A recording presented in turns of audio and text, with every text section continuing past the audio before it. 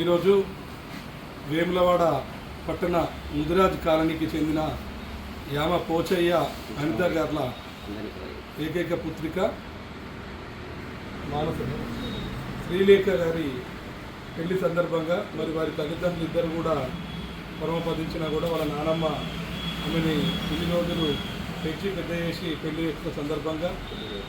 రేపటి రోజున పెళ్లి ఉన్నందున 98 చారిటబుల్ ట్రస్ట్ తరఫున మరి ఏర్పడినప్పటి నుంచి కూడా ప్రతి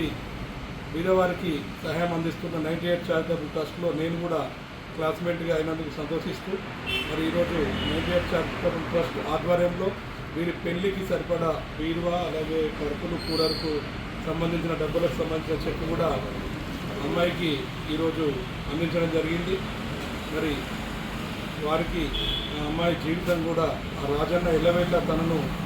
వెంబడుండి ఆశీర్వదించాలని మనస్ఫూర్తిగా 98 చారిటబుల్ ట్రస్ట్ తరఫున వేడుకుంటున్నాను.